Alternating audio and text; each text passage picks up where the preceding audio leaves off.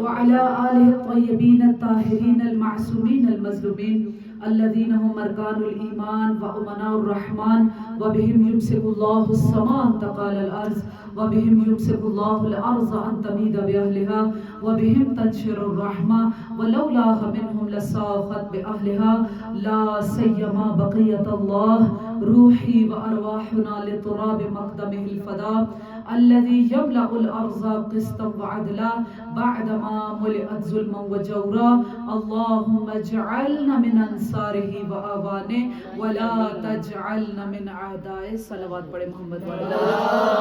اللهم صل على محمد وآل محمد.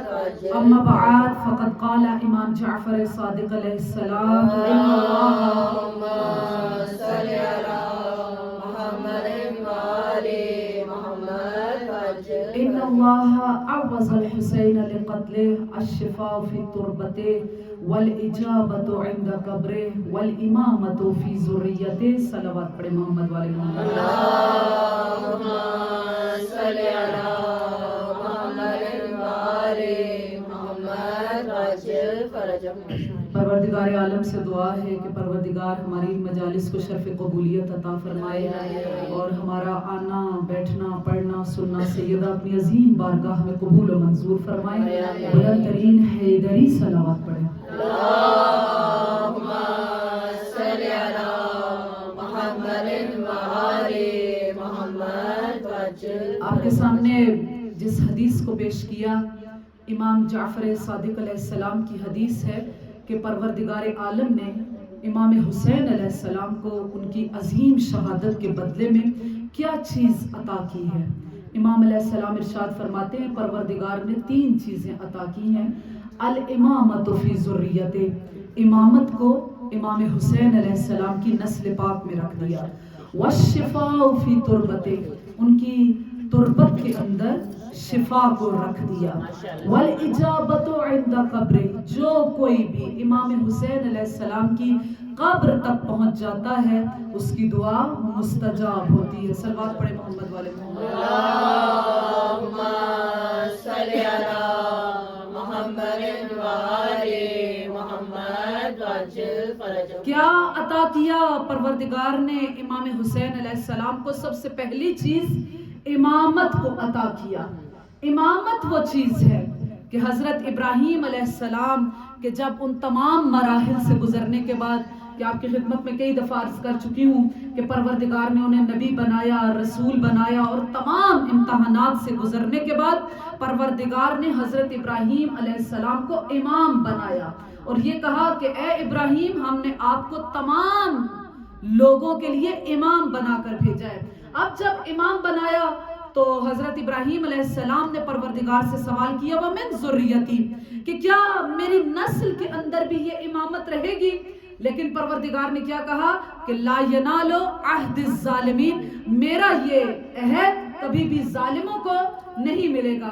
گویا پروردگار نے حضرت ابراہیم علیہ السلام کو جو اتنا بڑا مقام عطا کیا لیکن یہ فرما دیا کہ نہیں، یہ امامت آپ کی نسل میں نہیں رہے گی، یہ عہدہ ظالموں کے لیے نہیں ہے. لیکن کیا کہنا امام حسین علیہ السلام کا کہ اتنی عظیم شہادت، اتنی عظیم قربانی، اتنی عظیم ایثار دیا کہ پروردگار عالم نے 1-2 امام نہیں، ہاں امام سجاد سے لے کر مہدی تک 9 امام امام حسین علیہ السلام کی نسل مبارک میں قرار دیے. اور دوسری چیز کیا عطا کی؟ والشفاء فی تربته، ہاں امام حسین علیہ السلام کی تربت کے اندر پروردگار نے شفا کو رکھا ہے. کیا آپ سب نے توضیح کو پڑھا ہوا ہے، احکام جانتے ہیں؟ کیا مٹی کھائی جا سکتی ہے؟ مٹی کا کھانا حرام ہے. لیکن کیا کہنا تربت امام حسین علیہ السلام کا کہ اس کے بارے میں کیا ارشاد ہوا کہ اگر کوئی لا علاج بیماری میں مبتلا ہو، ہاں کسی طرح سے بھی اس کو بیماری سے شفا نہ مل رہی ہو تو ایک خاص مقدار پانی میں گھول کر دے دی جائے تو مریض کو شفا عطا ہوتی ہے.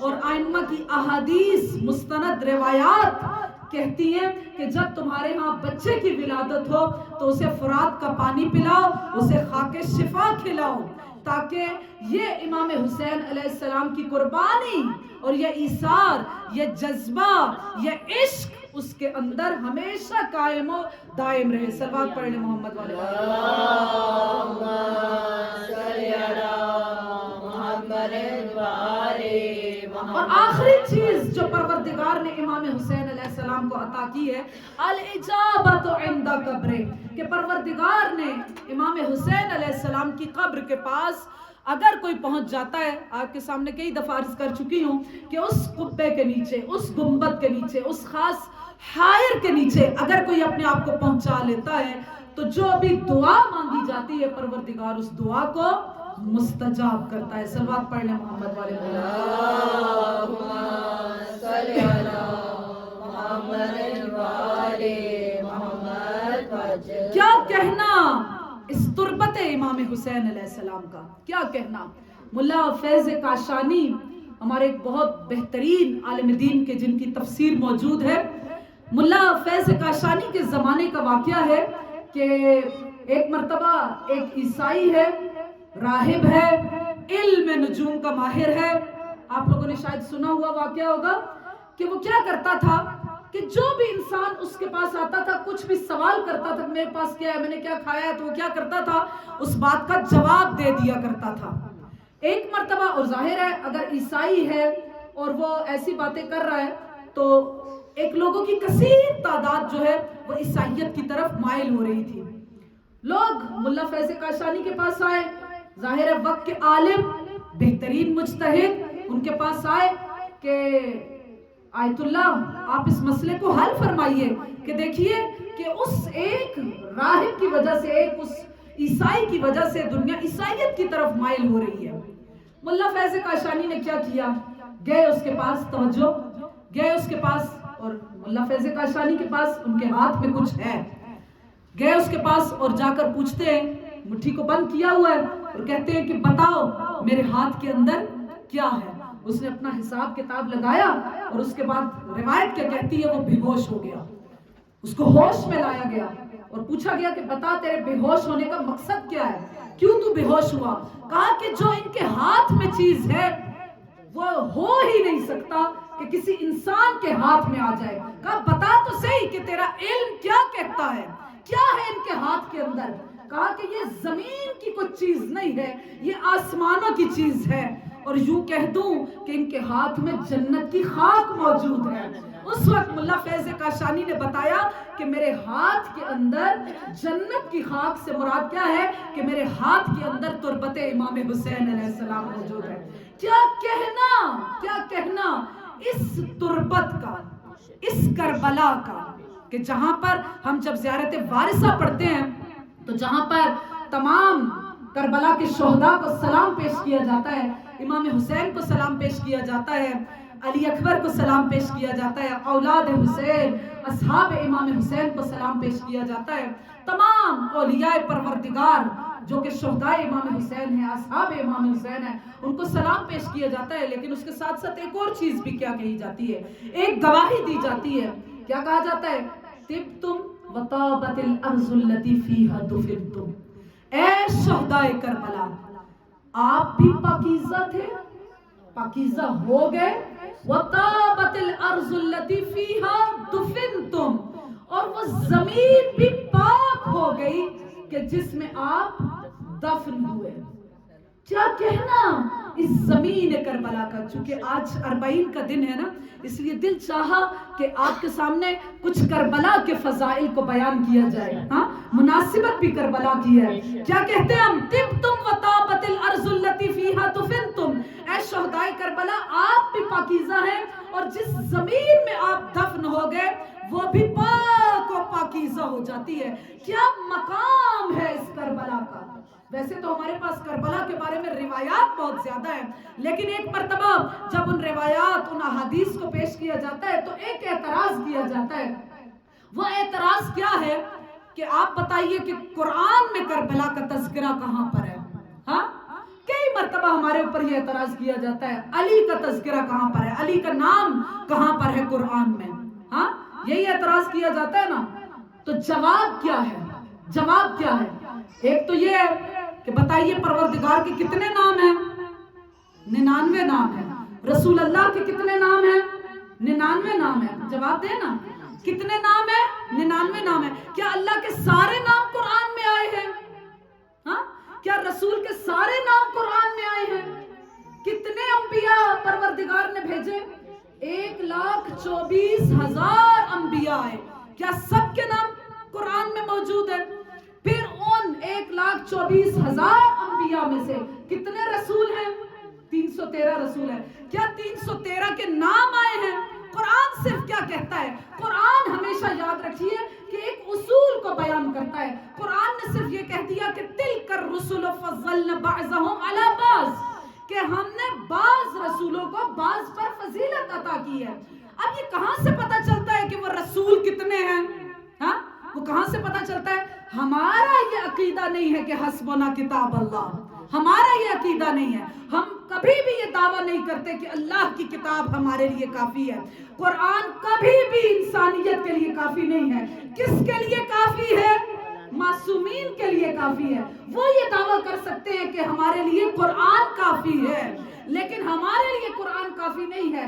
قرآن اگر ایک طرف پڑا ہوا ہو، جب تک ائمہ کی احادیث، ان کی روایات موجود نہ ہو، مفسران قرآن موجود نہ ہو، وہ بولتے ہوئے قرآن موجود نہ ہو، تب تک ہم اس صامت قرآن کو سمجھ ہی نہیں سکتے.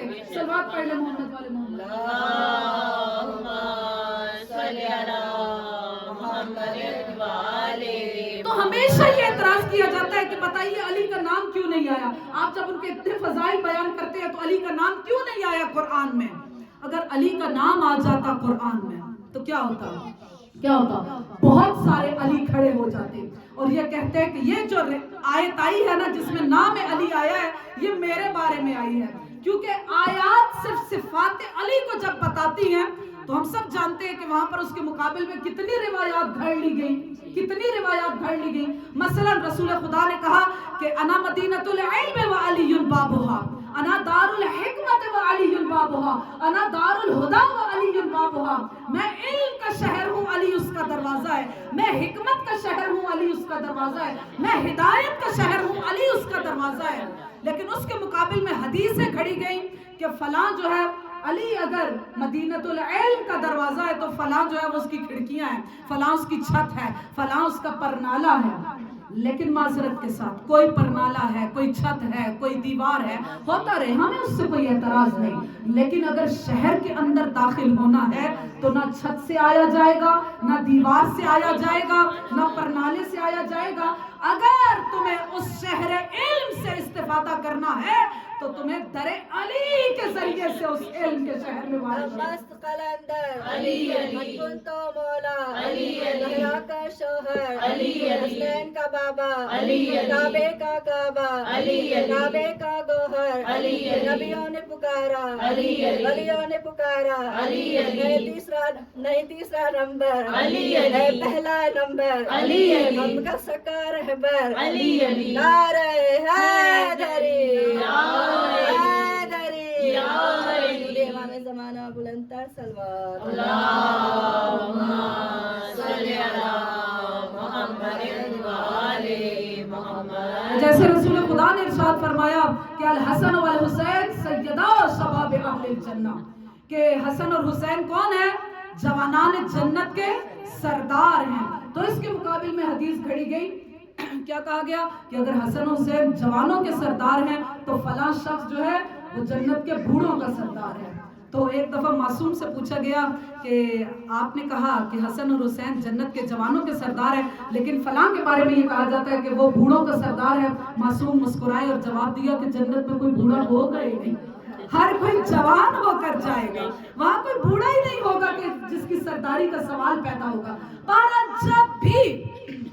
جب بھی ائمہ علیہ السلام کے بارے میں کوئی تفسیر بیان کی جاتی ہے تو اس کے مقابل میں روایات آ جاتی ہیں. اگر علی کا نام قرآن میں آ جاتا تو کیا ہوتا؟ وہاں پر بھی بہت سارے یہ دعویٰ کرنے والے کھڑے ہو جاتے کہ یہاں پر جو علی آیا ہے یہ میرا نام ہے. اور اب بعد میں تو بنی امیہ نے یہ کیا تھا نا کہ علی نام رکھنے پر پابندی تھی، شاید یہ ہو جاتا کہ ہر کسی کا نام علی ہو جاتا، علی ہو جاتا. صلوات پڑھ لیں محمد.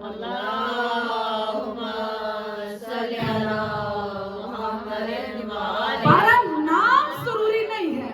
جب قرآن صفات بتاتا ہے، اور وہی جو ابھی آپ کی خدمت میں عرض کیا کہ ایک قرآن صامت ہے، 14 قرآن ناطق ہے. کبھی بھی وہ قرآن صامت آپ کی سمجھ میں آ ہی نہیں سکتا کہ جب تک کہ قرآن ناطق کا قول، ان کی روایت، ان کی حدیث موجود نہ ہو. اور اسی لیے ہم کبھی بھی یہ دعویٰ نہیں کرتے کہ یہ کتاب خدا ہمارے لیے کافی ہے. یہ کبھی کافی نہیں ہے، کبھی کافی نہیں ہے. ہاں، جب تک ائمہ کی روایات، ان کی احادیث، ان کا کردار، ان کا فعل، ان کا قول موجود نہ ہو، یہ قرآن ہمیں کبھی بھی سمجھ میں نہیں آ سکتا. تو وہی جو اعتراض کیا گیا کہ آپ جو کربلا کے فضائل کو بیان کرتے ہیں، کربلا کا ذکر کہاں پر کربلا میں آیا ہے؟ قرآن میں آیا ہے. تو نام کربلا تو شاید اس طرح کربلا ہمیں نہ نظر آئے، کیونکہ اگر مکہ مدینہ کے بھی جو نام ہے، مکہ کتنی دفعہ قرآن میں آیا؟ صرف ایک دفعہ. مدینہ کتنی دفعہ آیا؟ وہ زیادہ دفعہ آیا، 3 یا 4 دفعہ. ابھی مجھے وہ ایکوریٹ اس کی وہ تعداد نہیں پتا، صرف 3 یا 4 دفعہ. جو مکہ مدینہ جیسے شہر ہے، ان کا نام بھی اتنی دفعہ آیا، تو کربلا کا نام تو اس کے بعد آئے گا. بہرحال کربلا کا نام اس طرح قرآن میں نہیں آیا، لیکن آیات یہ بتاتی ہیں، روایات یہ بتاتی ہیں، معصومین کی روایات یہ بتاتی ہیں کہ اس آیت کی تعویل اس طرح ہے. یہ کربلا کے بارے میں ہے، کربلا کے بارے میں ہے. صلوات پڑھ لیں محمد.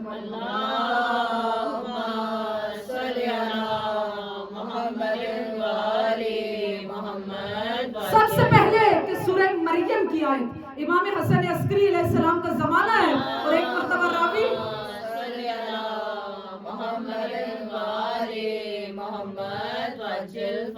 راوی آیا امام حسن عسکری علیہ السلام کے پاس اور پوچھتا ہے کہ جو سورہ مریم کی پہلی آیت ہے، کاف ہا یا عین صاد، کہ مولا اس سے مراد کیا ہے؟ کوئی بھی ان حروف مقطعات یعنی جو قطع صورت میں آیا ہے، ہم ان کو ملا کر نہیں پڑھ سکتے. ہاں، آپ جب قرآن کھولیے، چاہے ہمارا ہے چاہے اہل سنت کا ہے، آپ جب اس کا ترجمہ دیکھیں گے تو وہاں پر کیا ہوگا کہ الف لام کے نیچے ترجمہ بھی اس کا الف لام بھی ہے. اگر کاف ہا یا عین صاد ہے تو اس کا ترجمہ بھی یہی لکھا ہوا ہے، کیونکہ کوئی بھی اس کا ترجمہ اس طرح بتا نہیں سکتا کہ کیا مراد ہے. یہ 29 حروف ہے. ہاں، لیکن کیا کہنا کہ ہمارے علماء کا جو ابجد کے ماہر ہیں، حروف ابجد کو جنہوں نے ڈھونڈا، وہ کیا کہتے ہیں کہ یہ 29 حروف ہے. بہرحال آج تک ان 29 حروف سے صرف ایک ہی جملہ بن سکا ہے، اور وہ جملہ کیا ہے؟ صراط علی الحق نمسکہ، کہ علی کا رستہ حق ہے اور ہم اس سے متمسک ہیں. بہرحال جو سورہ مریم کی پہلی آیت ہے کہ کاف ہا یا عین صاد، امام حسن عسکری علیہ السلام سے پوچھا گیا کہ مولا یہ بتائیے کہ ان حروف مقطعات میں یہاں پر کیا مراد ہے؟ اس کاف سے کیا مراد ہے؟ ہا سے کیا مراد ہے؟ یا سے کیا مراد ہے؟ عین سے کیا مراد ہے؟ صاد سے کیا مراد ہے؟ تو امام حسن عسکری علیہ السلام نے اس کو بیان کرنا شروع کیا. کیا کہا کہ اس کاف سے مراد کیا ہے؟ کاف سے مراد کربلا ہے.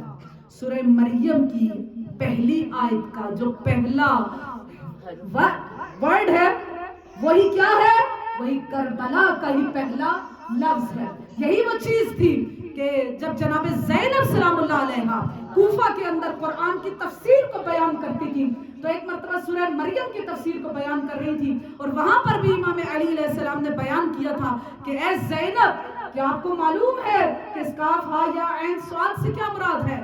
ظاہر ہے زینب علی کی بیٹی ہے، صاحب نہج البلاغہ کی دختر ہے، ہاں، عالمہ غیر معلمہ ہے، فاہمہ غیر مفہمہ ہے. بھلا زینب نہیں جانتی ہوں گی جو عورتوں کو تفسیر قرآن بتا رہی ہیں، لیکن اپنے بابا کے منہ سے سننا چاہتی ہیں؟ کیا کہتی ہے کہ نہیں بابا آپ بتائیے کہ اس کاف ہا یا عین صاد سے کیا مراد ہے؟ تو امام علی علیہ السلام نے بیان کیا تھا کہ زینب، اس سے تمہاری اور حسین کی کہانی مراد ہے. کاف سے مراد کربلا، ہا سے مراد ہلاکت. ہاں، کاف ہا یا. ہاں، صلوات پڑھ لیں محمد.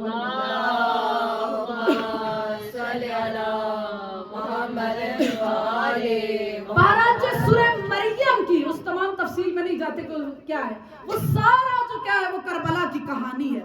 بہرحال جو سورہ مریم کا جو پہلا لفظ ہے وہ کیا ہے؟ وہ वो नाम करबला है। और कहां पर कुरान में करबला का जिक्र आया है, कहां पर आया है? परवरदिगार सूरह मोमिनून की आयत नंबर 50 में इरशाद फरमाता है कि वो जअलना इब्न मरियम व उम्महु, कि हमने इब्न मरियम को और उनकी माँ को, यानी किसको? जनाबे ईसा और उनकी माँ को करार दिया। किस जगह करार दिया? वो हमने उन्हें क्या करार दिया? माजरत आयतन, हमने उन्हें आयत करार दिया। वो आवैनाहुम इला रब्वतिन ज़ाते करारिम मईन, हमने उन्हें कहां पर करार दिया? कहां पर करार दिया? एक ऐसी जगह पर कि जहां पर अमन ही अमन है और इसके साथ पानी बह रहा है।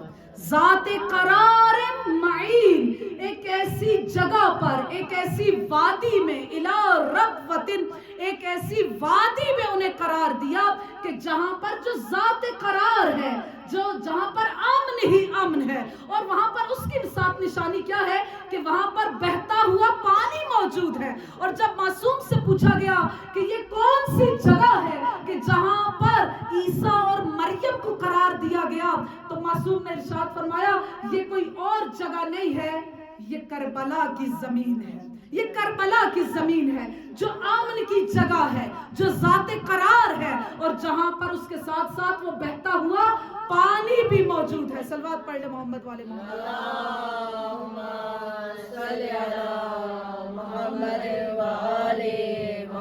तो दूसरी जगह कौन सी है? जनाबे ईसा और जनाबे मरियम सलामुल्लाह अलैहा के बारे में कि परवरदिगार क्या कहते हैं? तवज्जो है ना आप सबकी? हाँ, तवज्जो है ना कि वहां पर उस वादी के अंदर, उस टीले के अंदर उन्हें करार दिया इला ज़ाते करारिम मईन, के जो बहुत अमन की जगह है। अब दूसरी जगह कहां पर है? जब जनाबे मूसा अलैहिस्सलाम के वाक़े को पढ़ते हैं कि जब जनाबे मूसा अलैहिस्सलाम अपनी ज़ौजा हजरत सफूरा को लेकर जा रहे थे, जो कि दुख्तरे शुएब है, तवज्जो चाहूंगी प्लीज, दुख्तरे शुएब है, उन्हें लेकर जा रहे थे हजरत सफूरा को। और वो जगह कि आप कुरान की आयत को उठाकर देख लें और हजरत मूसा अलैहिस्सलाम के उस वाक़े को तारीख में जो मौजूद है आप सबके जहनों में होगा कि जब हजरत सफूरा को लेकर जा रहे थे, हजरत सफूरा हामिला है, सर्दी का वक्त है, रात तारीख है। अब वहां पर एक जंगल है, एक मतलब सहरा वाली जगह है कि जहां पर कोई इंसान मौजूद नहीं है। वहां पर जाहिर एक हामिला खातून, सर्दी की शिद्दत है, वहां पर हजरत मूसा किस चीज की जरूरत को महसूस करते हैं? आग की जरूरत को महसूस करते हैं। और वहां पर हजरत सफूरा को एक जगह पर बिठाते हैं और कहते हैं कि मैं आग लेकर आता हूं, क्योंकि जाहिर है उस जमाने में ऐसा नहीं था कि जेब में मसलन माचिस की डिबिया पड़ी हुई हो या लाइटर पड़ा हो और वहां से क्या करेंगे, हम जेब से निकालेंगे और फौरन क्या करेंगे, आग जला लेंगे। नहीं, क्या होता था? दूर दराज के किसी जगह पे देखा जाता था कि कहीं से कोई कोयला मिल जाए, कहीं से कोई आग मिल जाए, उस आग को लेकर आए और वहां पर आकर खुश्क लकड़ियों से उस आग को जलाया जाए। हजरत मूसा, कुरान क्या कहता है कि वहां पर अपनी ज़ौजा को छोड़कर जाते हैं और क्या कहते हैं कि आप यहाँ पर बैठिए, मैं आग लेकर आता हूँ। और वहां पर कुरान क्या कहता है कि हमने किस जगह पर, वहां जब दूर हजरत मूसा अलैहिस्सलाम को एक रोशनी नजर आती है, एक नूर नजर आता है, वो नूर क्या था? वो परवरदिगार की तजल्ली थी। हजरत मूसा अलैहिस्सलाम आग लेने जाते हैं लेकिन कलीमुल्लाह बनकर वापस आते हैं। परवरदिगार उन्हें नबुव्वत वहां पर अता करता है। कोई उस आवाज को नहीं सुन रहा, कोई उस आग और रोशनी को नहीं देख रहा सिवाय हजरत मूसा अलैहिस्सलाम के, कि हजरत मूसा अलैहिस्सलाम की ना सिर्फ ये कि आंखें देख रही हैं बल्कि पूरे का पूरा वजूद उस रोशनी को देख रहा है, उस आवाज को सुन रहा है। और वहां पर आवाज आती है दरख्त के पीछे से कि ऐ मूसा इन्नी अल्लाह, मैं कौन हूं? मैं अल्लाह हूं। परवरदिगार ऐसा नहीं है कि वो जब हम मेराज के वाक़े को बयान करते हैं कि अली के लहजे में गुफ्तगू की तो दुनिया एतराज करती है, लेकिन कुरान को उठाकर देखिए, परवरदिगार दरख्त के पीछे से कलाम कर रहा है और कहता है कि इन्नी अल्लाह, ऐ मूसा मैं अल्लाह हूं। आग लेने जाते हैं, कलीमुल्लाह बनकर वापस आते हैं, नबुव्वत लेकर वापस आते हैं। वो कौन सी जगह थी कि जहां पर پر حضرت موسیٰ علیہ السلام کو نبوت ملتی ہے. قرآن کیا کہتا ہے؟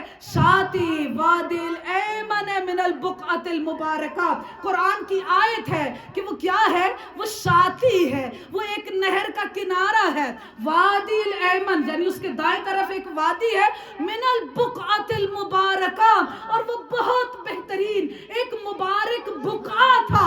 اسی لیے تو کربلا کا ایک نام کیا ہے؟ اسے مبارک کہا جاتا ہے. اور ایک نام کیا ہے؟ جب امام حسین علیہ السلام وارد کربلا ہوئے تھے تو پوچھا تھا کہ بتاؤ اس سرزمین کا نام کیا ہے؟ کسی نے کہا کہ اسے غازریہ کہا جاتا ہے، کسی نے کہا کہ اسے نینوا کہتے ہیں. امام نے کہا کہ نہیں، اس کے کوئی اور نام بھی ہے. کہا کہ اسے شط فرات کہا جاتا ہے. یہ شط فرات کیوں کہا جاتا ہے؟ شاتی من الوادی الایمن الى البقعۃ المبارکہ.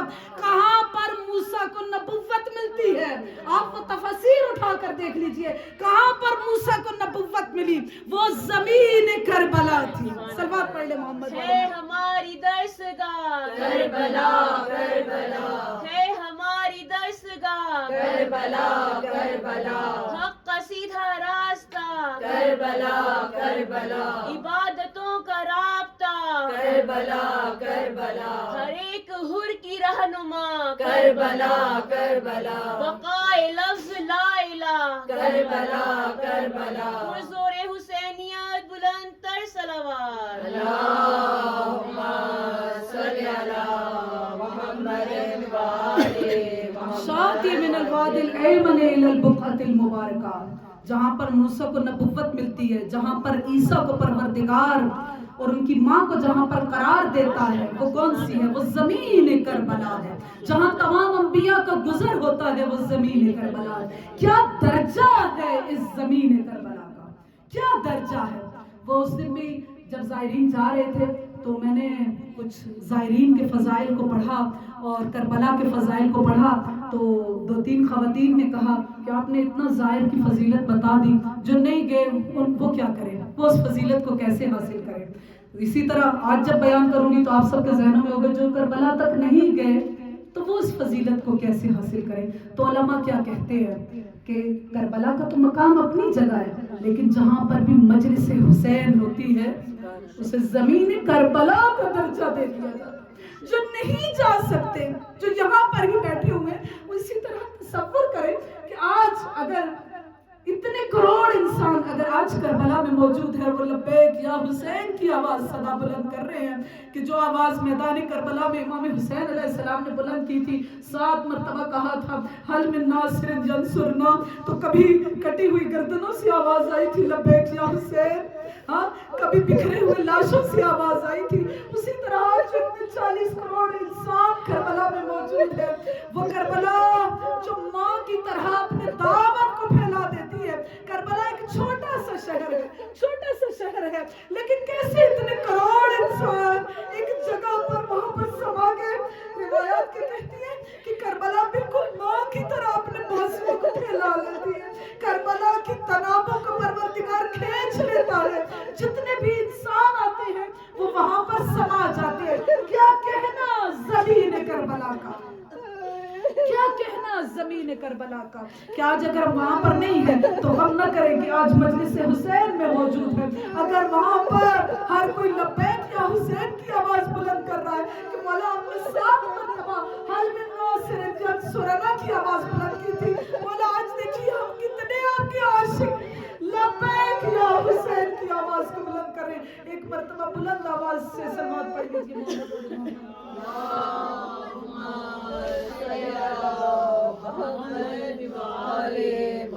کیا درجہ ہے اس زمین کربلا کا، کیا درجہ ہے. تمام زمینوں میں فضیلت حاصل ہے سرزمین مکہ کو. سرزمین مکہ کو کیا فضیلت حاصل ہے کہ اس نے ایک مرتبہ فخر کیا تھا کہ پروردگار نے میرے اوپر کعبہ کو رکھا ہے، کعبہ کو رکھا ہے. ہر کوئی میری طرف منہ کر کے نماز پڑھتا ہے، عبادت کو انجام دیتا ہے. اگر کوئی قربانی کرتا ہے تو وہ میری طرف منہ کر کے، اور اگر اسے حاصل ہو جائے تو وہ مکہ تک پہنچ جائے تو وہ میری زمین کا طواف کرتا ہے.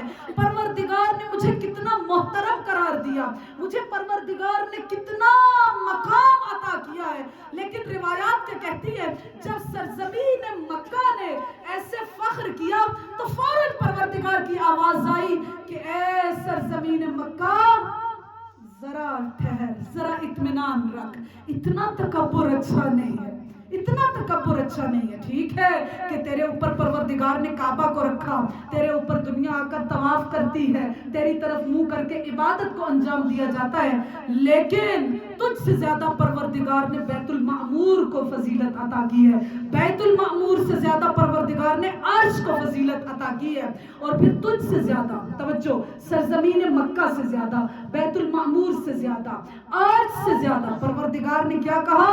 1,00,000 گنا زیادہ پروردگار نے جس زمین کو فضیلت عطا کی ہے وہ بیت المعمور نہیں ہے، وہ عرش نہیں ہے، وہ مکہ نہیں ہے، وہ مدینہ نہیں ہے، وہ سرزمین کربلا ہے۔ کہ آدم کی بھی خلقت سے پہلے، آدم کی خلقت سے 24,000 سال پہلے پروردگار نے کربلا کو خلق کیا، اور کیا موازنہ ہے سرزمین مکہ کا اور سرزمین کربلا کا، کیا موازنہ ہے؟ کیا کہا گیا کہ تم نے سمندر دیکھا ہے؟ کہا کہ بالکل دیکھا ہے۔ کہا کہ اگر ایک سوئی کو سمندر میں ڈالا جائے اور اس کو نکالا جائے تو کتنا سا پانی اس کی نوک پر لگے گا؟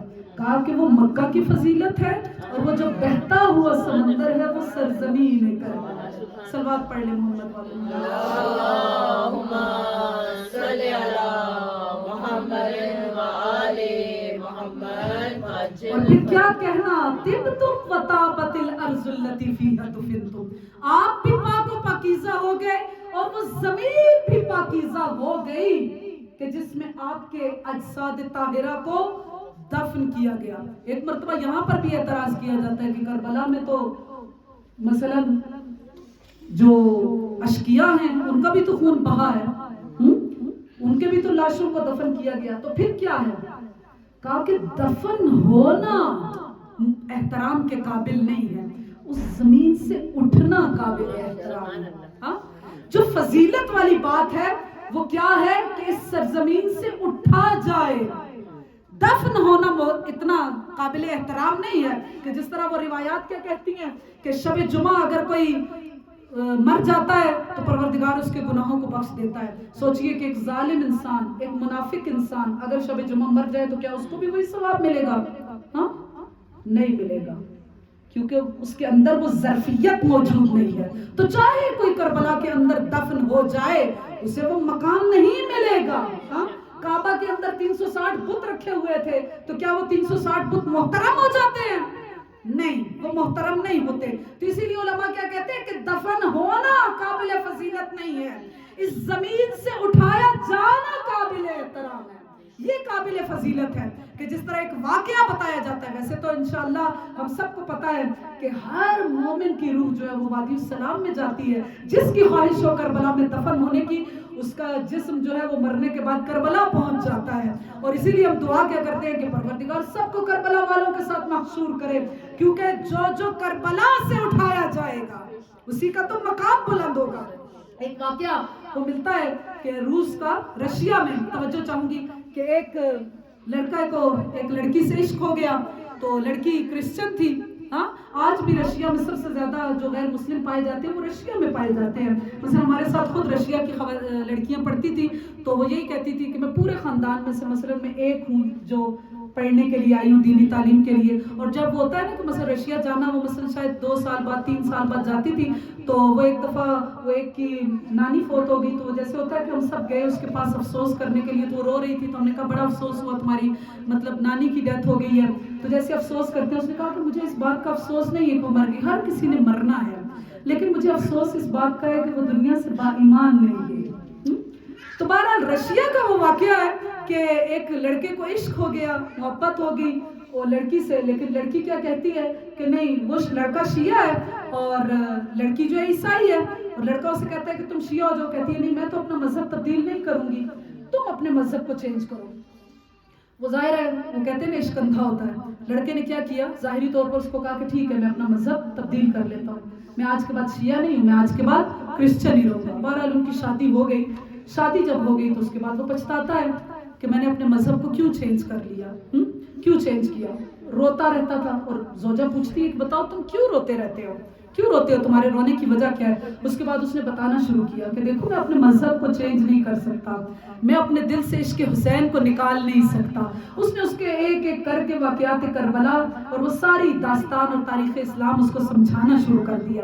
اب جب سمجھاتا گیا تو اس کے دل میں بھی عشق حسین پیدا ہو گیا. اور ایک عرصے کے بعد ان دونوں کیا کہتے ہیں کہ چلو ایسا کرتے ہیں کہ کربلا کی زیارت کے لیے جاتے ہیں. ہاں کربلا کی زیارت کے لیے جاتے ہیں. شاید یہ اس زمانے کا واقعہ ہو کہ آج کل تو سفر مشکل نہیں ہے، اس زمانے کا کہ جب سفر مشکل ہے اور سوچئے کہاں رشیا اور کہاں کربلا. ہاں چلے اپنے گھر سے دونوں زیارت کربلا کے لیے. لیکن کیا ہوا، رستے میں اس لڑکی کی ڈیتھ ہو جاتی ہے. لیکن چونکہ لڑکی کی خواہش تھی، اس نے اس کو دفن تو کر دیا، لیکن چونکہ لڑکی کی خواہش تھی کہ میں بھی کربلا جاؤں، ایک مرتبہ اس کا دل چاہا کہ اس کی تو بڑی خواہش تھی، دل چاہتا ہے کہ اسے اپنے ساتھ لے کر جاؤں. امانتاً اس کو دفن کیا، زاد رات کو مہیا کیا اور اس کے بعد کیا کیا، اس لڑکی کی قبر کو کھودا کہ اس کو نکالوں اور اس کے جسد کو لے کر جاؤں کہ کربلا جا کر دفن کروں. آج کل بہت مشکل ہے، لیکن آپ بہت سارے آپ لوگ جانتے ہوں گے مثلا ہمارے تو فلاں فیملی میں سے مثلا فلاں کی لے کر گئے تھے ان کے جسد کو جا کر وہاں نجف میں دفن کیا، وہاں کربلا. تو یہ چیزیں پہلے ہوتی تھی، چونکہ اب مشکل ہو گیا ہے لے جانا میت کو ادھر سے ادھر، لیکن پہلے ایسا نہیں تھا، میتوں کو لے کر جایا جاتا تھا، ایک علاقے سے دوسرے علاقے میں امانتاً دفن کر دیا جاتا تھا. بہرحال اس نے کہا کہ ٹھیک ہے میں اس لڑکی کو نکالتا ہوں اور اس کو اپنے ساتھ کربلا لے کر جاتا ہوں. لیکن جب اس نے قبر کو کھودا تو قبر کے اندر تو وہ لڑکی ہی نہیں ہے، وہاں تو ایک اور عجیب ہے صورت کا ایک انسان ہے، مثلا جس کی مونچھیں بڑی بڑی ہیں، داڑھی نہیں ہے، ایک عجیب صورت. وہ بڑا حیران ہوا، قبر کو بند کر دیا کہ یہ کیا واقعہ، میں نے تو ادھر اپنی زوجہ کو دفن کیا تھا.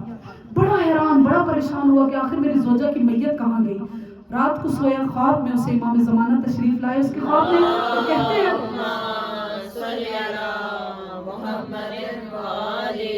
کہ جاؤ تم کربلا جاؤ، فلاں جگہ پر، کربلا میں فلاں جگہ پر ایک قبر ہے جو کل رات کوئی وہاں پر کوئی دفن ہوا ہے، جاؤ خدام سے کہو جا کر اور اس قبر کو کھولو.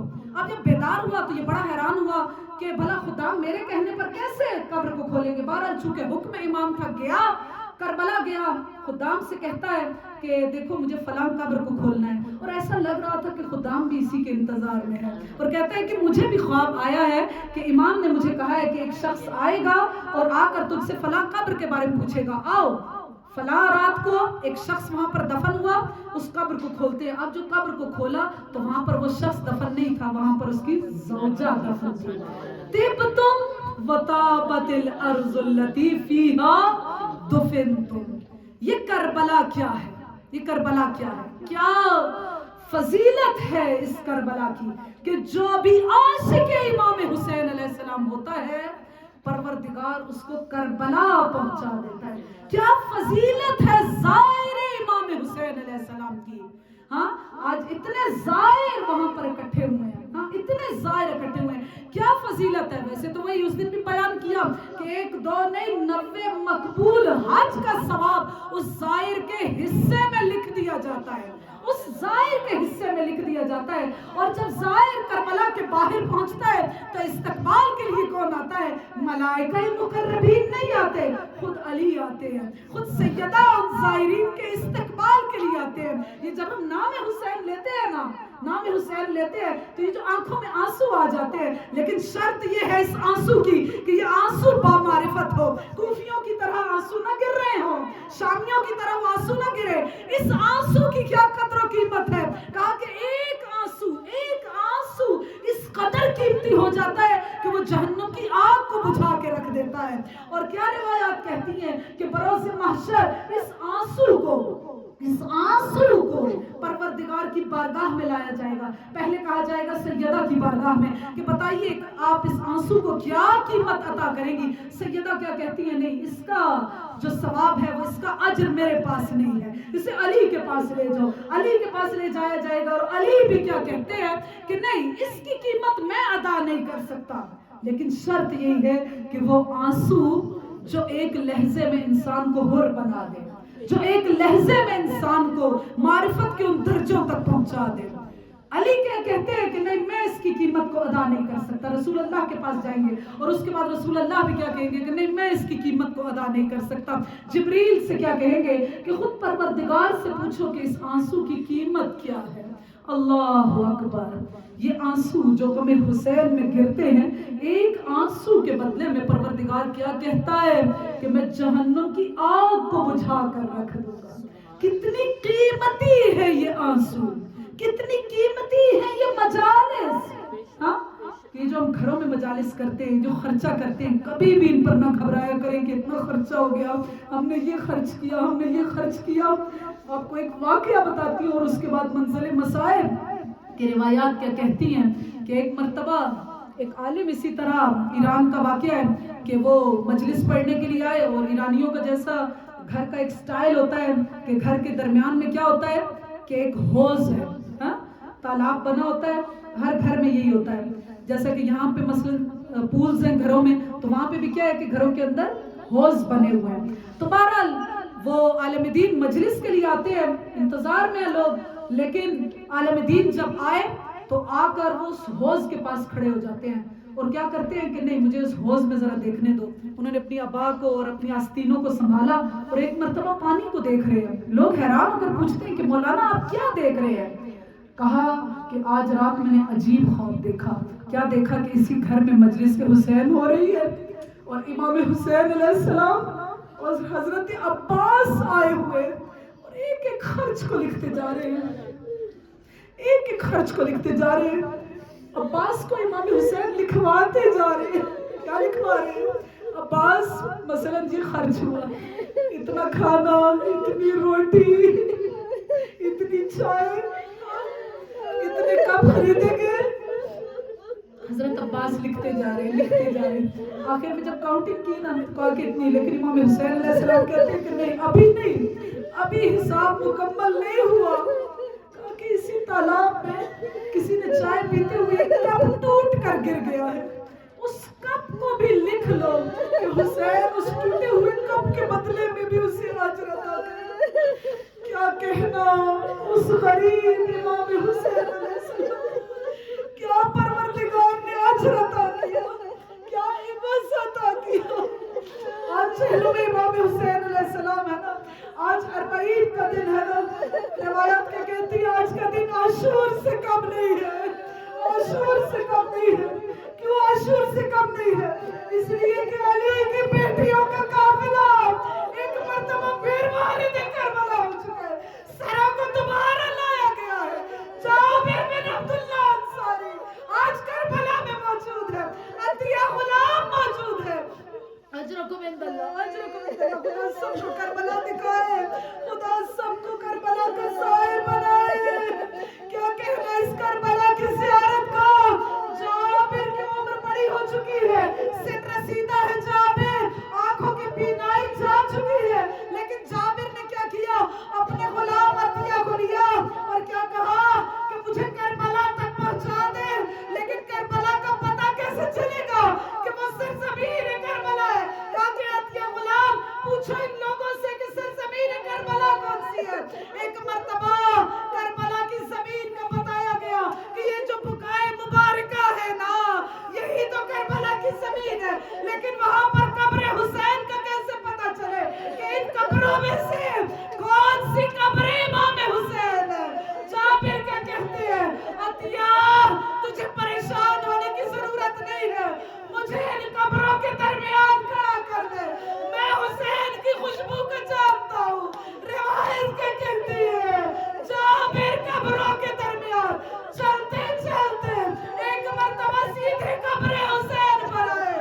السلام علیکم یا حبیبی الحسین، السلام علیکم یا ابا عبداللہ الحسین. او میرے دوست، او میرے حبیب حسین، آپ پر میرا سلام ہو. اے ابا عبداللہ الحسین، آپ پر میرا سلام ہو.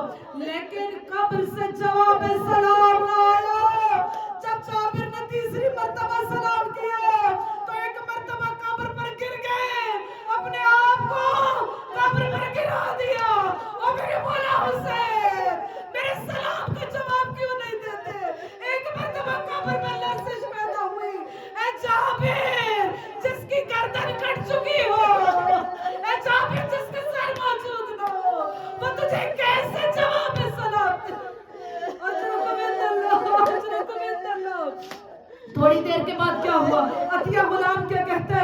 हैं जाबिर देखो दूर से कुछ लोग आते हुए नजर आ रहे हैं, शायद ये अपने जियाद के सिपाही ना हो, अपने आप को एक टीले के पीछे छुपा दिया।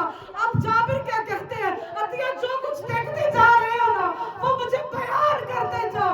अतिया बयान करता जा रहा है, क्या कहता है जाबिर, क्या मंजर देख रहा हूँ, अरे कुछ लोग हैं, अमारिया है, सियाह पर्दे लटके हुए, एक बीमार बुहारी है, अरे जो बड़ा बूढ़ा दिखाई देता है, बड़ा सही दिखाई देता है। ऐ जाबिर, ऐ जाबिर, जाबिर ने बुलंद आवाज से कहा, ऐ काबिले वालों, तुम्हें नहीं मालूम है ये सरजमीन करबला है, अपने ऊँटों से उतरो, अपनी महमलों से उतरो, अरे यहाँ पर पैदल चलते हुए आओ। लेकिन वहाँ पर ज़ैनब की आवाज आई, ऐ जाबिर, मैं उसी तरह सरजमीन करबला में आऊंगी, अरे जैसे मैं बाजारों में गई, ऐ जाबिर मुझे चलना आ गया, एक मर्तबा ऊँटों से अपने आप को गिराना शुरू किया। जाबिर पूछते हैं, ऐ अतिया पता क्या देख रहा है, कहते हैं कि उन्होंने अपने आप को महमलों से गिराना शुरू कर दिया, अरे ऐसे गिर रहे हैं लगता है खिज़ा के पत्ते हैं जो दरख्तों से गिर रहे हैं। अब जाबिर पूछते हैं बताओ अब क्या हो रहा है, कहते हैं कुछ बीवियां हैं, अरे 2-4 बच्चे हैं, अरे सिर्फ एक बीमार है, एक ज़ईफ़ उम्र शख्स है। ऐ जाबिर, जिस कब्र पर तुमने हुसैन को सलाम किया था ना, उन्होंने उसी कब्र पर अपने आप को गिरा दिया। एक मर्तबा आवाज आ रही है, अस्सलाम अलैका या अबा अब्दिल्लाह। अब जाबिर उनके करीब है, जाबिर खुशबू इमामत को जानते हैं। एक मर्तबा इमाम सज्जाद के करीब आए, इमाम सज्जाद को गले लगाना चाहा, अरे इमाम सज्जाद की आह निकली, अरे जाबिर पूछते हैं यार क्या है, कहा चाचा जाबिर इतने जख्म है पुश्त सज्जाद पर, ऐ जाबिर तुझे क्या बताऊं, कूफा से शाम, शाम से वापस करबला, ऐ जाबिर कितने ताजियाने मेरी पुश्त पर लगे। आज का दिन क्यों आशूर से कम नहीं है, इसलिए कि सरहाय शुहदा को लाया गया, एक मर्तबा फिर कब्रों को खोदा गया, सरों को दफन किया गया। लेकिन जरा सोचिए कि अगर किसी माँ का जवान मर जाए, अरे माँ उसकी कब्र पर आती है, एक मर्तबा तसल्ली मिल जाती है, लेकिन जब कब्र को दोबारा खोदा गया, भाई जख्म ताजा हो गए, कहीं से आवाज आती है, वाह हुसैना, कहीं से आवाज आती है, वाह पासा, अरे कहीं से आवाज आती है, वाह अकबरा।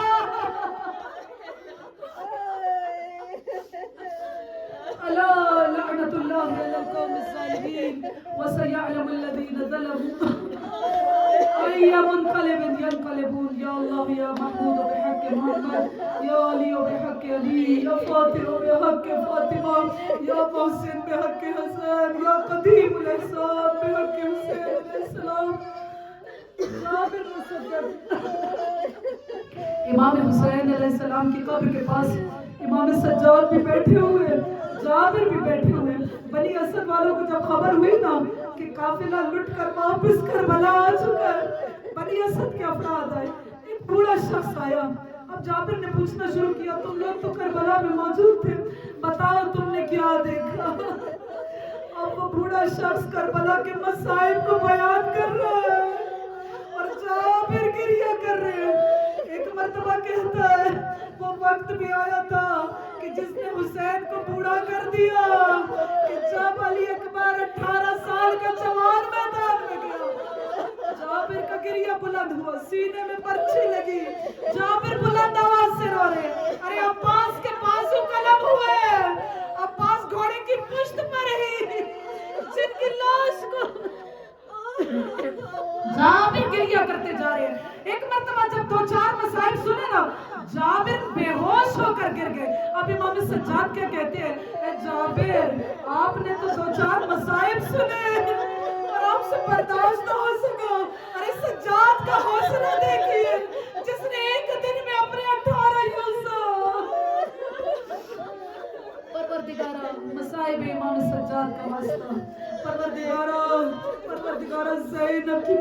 باتوں کا واسطہ آج زینب کی کتنی بڑی مصیبت ہے نا کہ امام حسین کو کیسے بتائیں کہ حسین آپ کے سینے پر سونے والی سکینہ نہ آ سکی، اے بھیا وہ زندان شام میں رہ گئی۔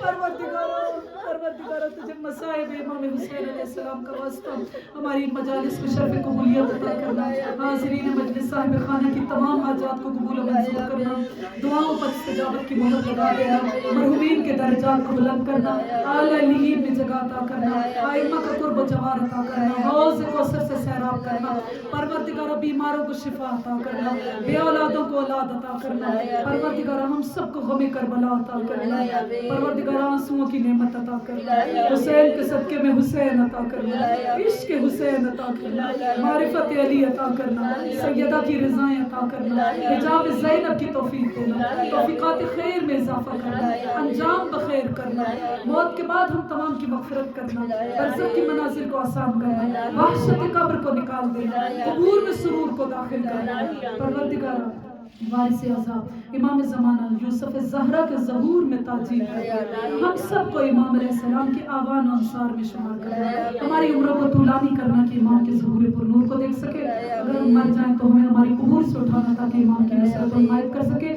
وصلی اللہ علی سیدنا محمد وعلی محمد۔